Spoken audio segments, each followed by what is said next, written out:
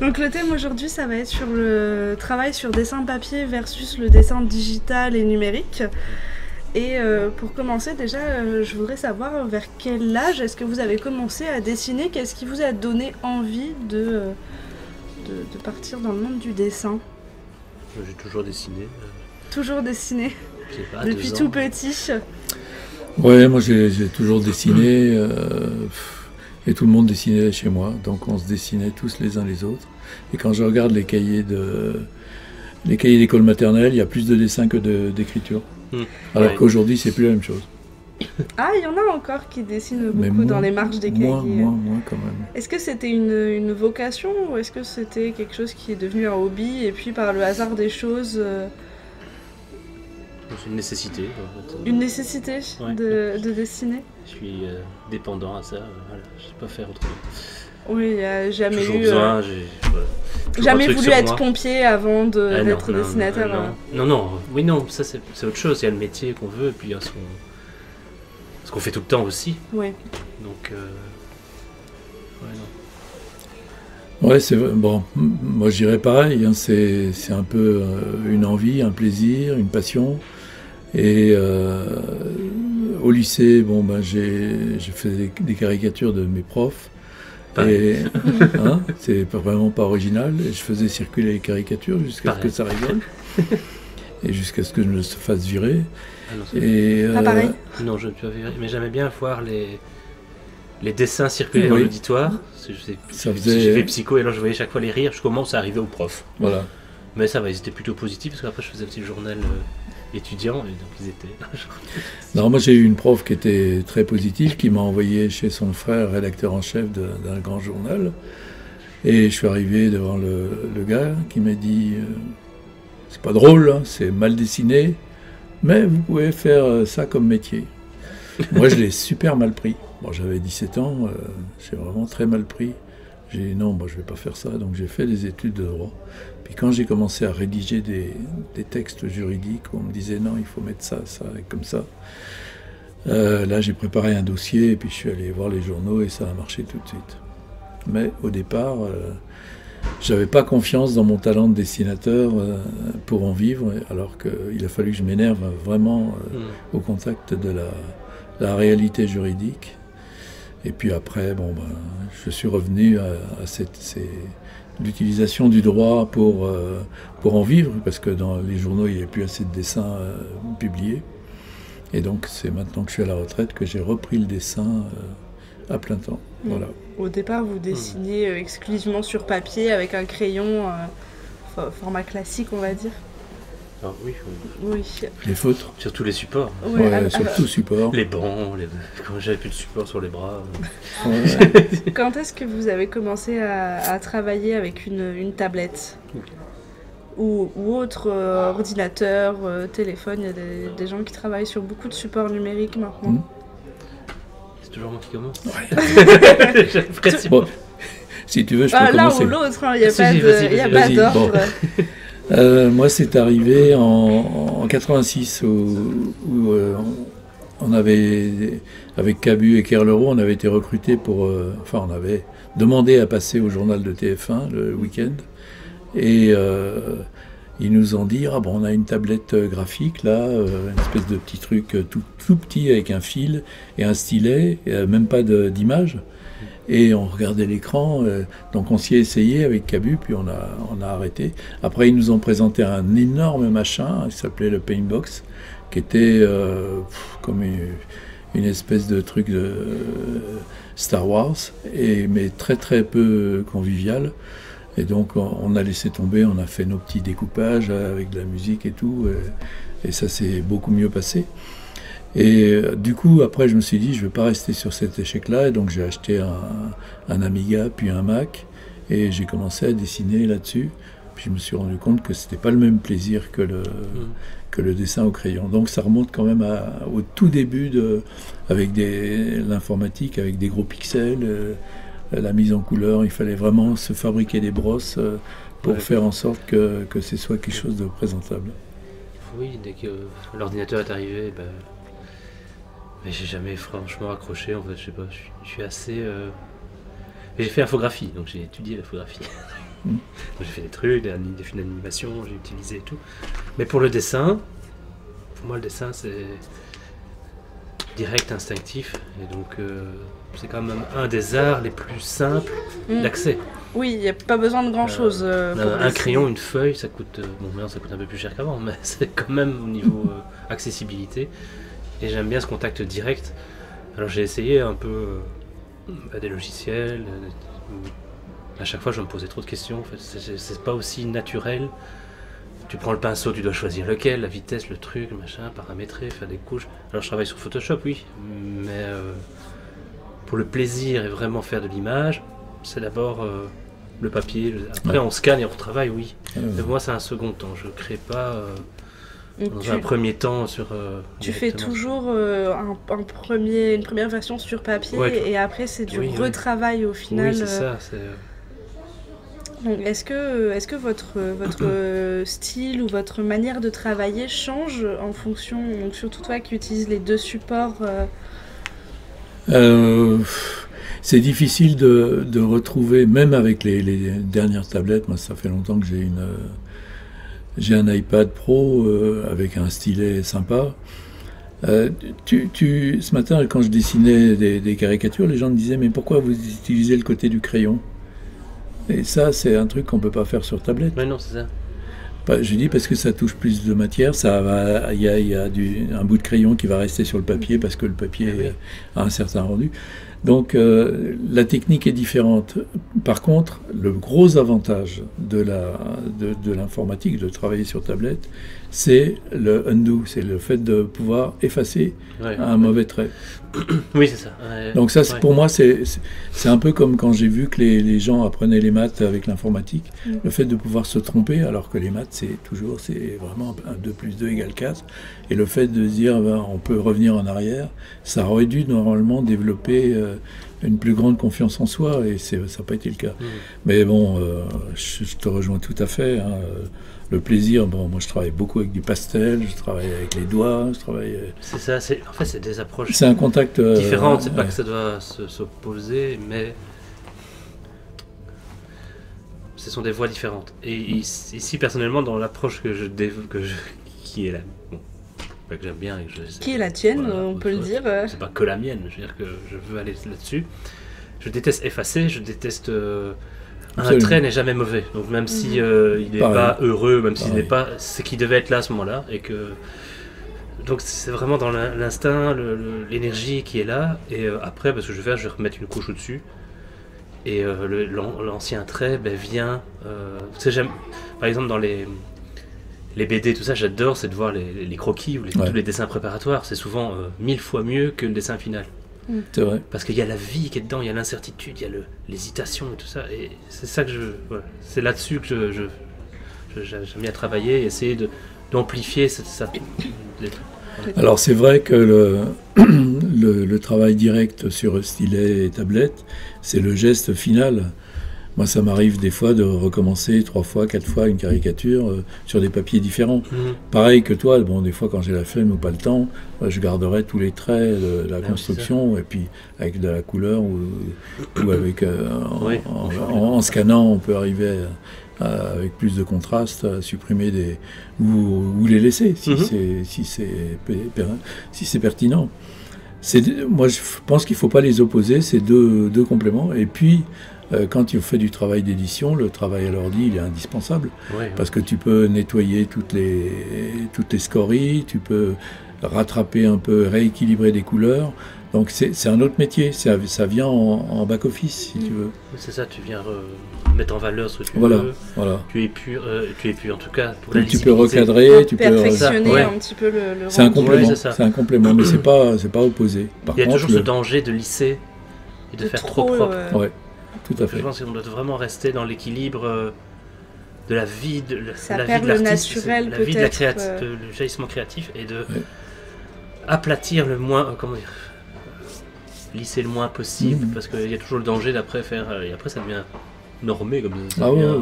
Propre, machin, mais je reconnais dans le domaine de la caricature qu'il y a quelques artistes, quelques Américains en particulier, qui ont réussi un résultat à la fois spontané, clean et propre à l'image numérique.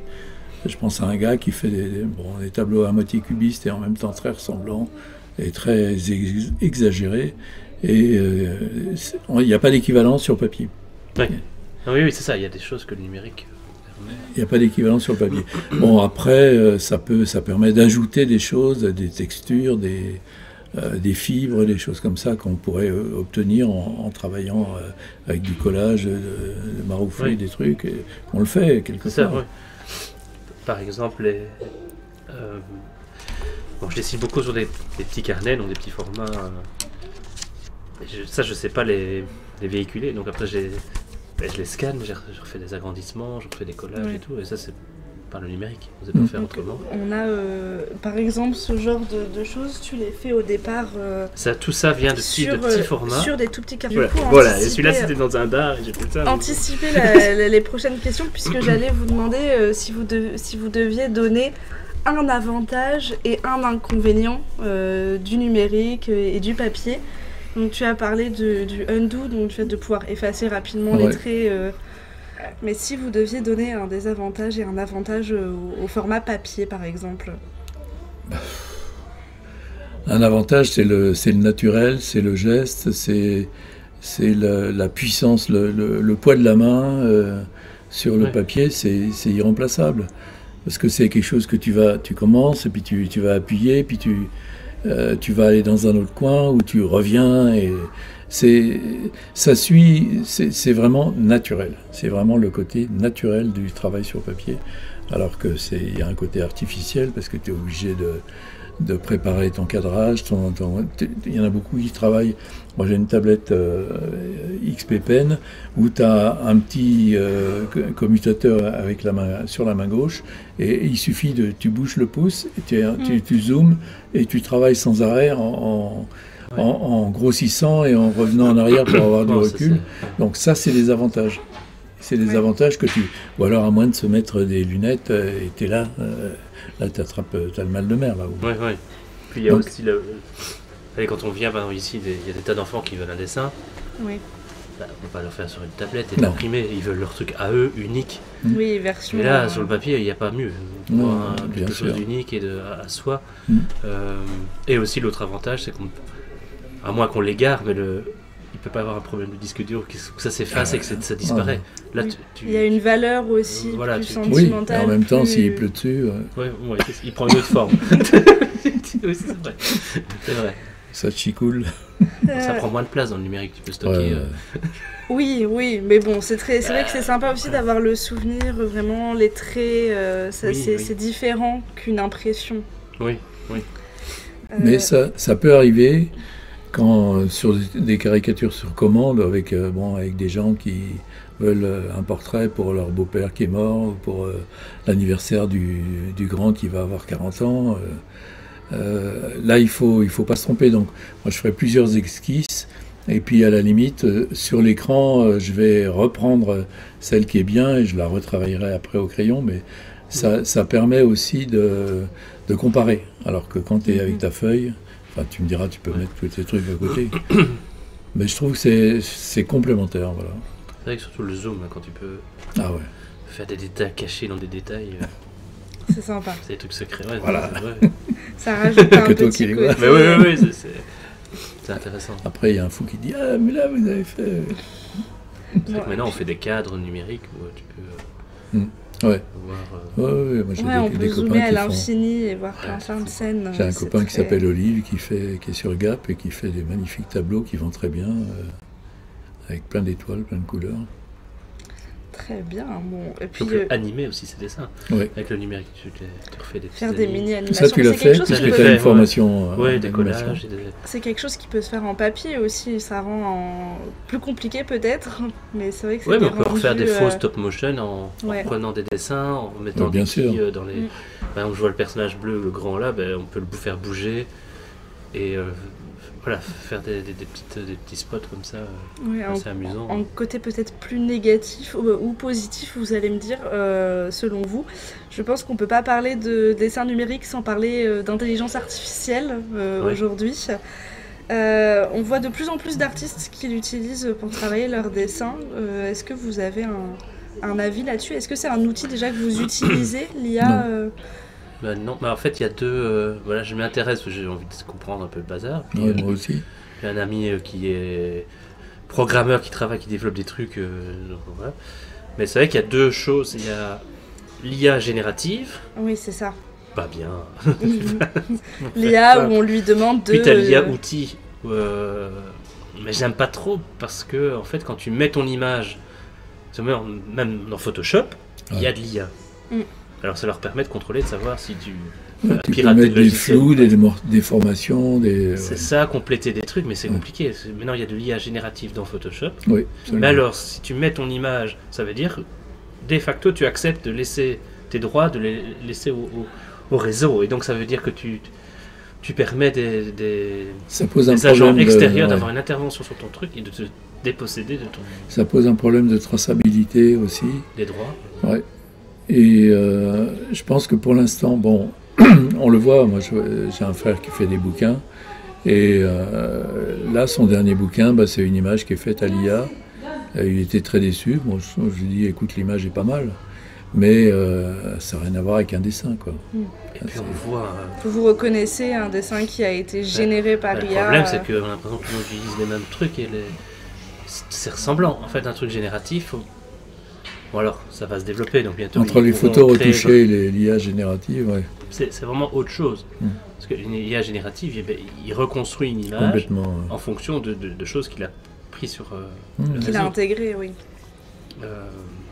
J'ai une amie qui crée des trucs et elle a cru voir des choses à elle dans un truc généré par quelqu'un et elle ne savait pas réclamer des sous. Hein, donc c'est très, très perturbant. Problème de traçabilité, oui, tout à fait. Quand tu as des personnes très connues où on fait à la manière d'eux, déjà moi je déteste ça. Mais on fait un hommage, donc on sait qu'on fait à la manière de Tim Burton, etc. Donc on sait que ces auteurs-là, ils sont déjà dévastés parce qu'on l'a utilisé sur le demande de leur accord. Mais là, entre guillemets, on fait référence à eux. C'est indiqué. Mais il y a des tas d'artistes qu'on ne connaît pas et qui sont déjà spoilés avant même qu'ils puissent être connus parce que, ah bah oui, en fait c'est pas mal, ça donne bien, oui, mais attends, on va... Voilà, c'est un grand débat, mais on pourra aller vers une création normée, mais de toute façon, il y aura toujours des gens qui auront l'œil pour apprécier ce qui est nouveau, ce qui est vivant. Pour l'instant, on arrive encore à faire la différence entre les deux. Ouais. Oui, mais je crois qu'il y a des problèmes aussi bassement économiques ou hautement économiques. Oui. C'est-à-dire que plutôt que de faire appel à un artiste, on va demander à un animateur ou à un technicien sous-payé de faire quelque chose. Moi, ça me rappelle, j'ai passé 2 années à Madagascar en tant que chef de studio d'une grosse imprimerie, de la plus grosse. Et j'avais des dessinateurs malgaches qui étaient extraordinairement capables de faire n'importe quoi, n'importe quel recopier exactement. C'est un autre métier. Hein, encore une fois, à la fois, il y a la propriété des droits d'auteur, mais il y a aussi l'originalité, la création, le respect du côté artistique. Tout ça, c'est un peu zappé par ça. Donc, et puis il y a aussi l'aspect, vraiment, je veux dire un peu... En fait, ce qui m'ennuie, c'est qu'il y a, pour des tâches... Allez, par exemple, la fête, je sais pas moi, la fête de la saucisse, ou je sais rien, une fête de village. Avant qu'il y ait l'IA, on demandait aux potes, tout ça, allez, tu vas me faire une affiche. Alors ça pouvait être maladroit tout ça, mais c'est plein de sincérité, ils vont se dire allez, je vais essayer, on fait avec les moyens du bord et tout ça. Maintenant qu'il y a ça, il y a des tas de gens qui ont déjà peur de faire qui se sentent pas artistes, et donc ils vont se freiner encore plus, on dit non je vais taper fête de la saucisse, on va voir ce que ça me donne. Et donc ça veut dire qu'on...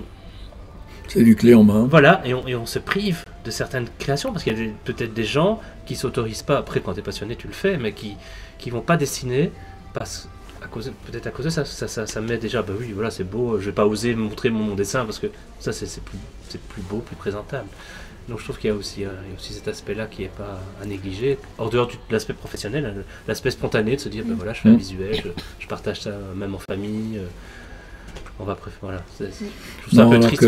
Oui, je pense que la faculté de dessiner pour un être humain, c'est une richesse extraordinaire. qui dure depuis l'âge des préhistoriques et qu'il faut respecter parce que c'est une compétence, on est la seule espèce à pouvoir l'avoir. De perroquet dessiné.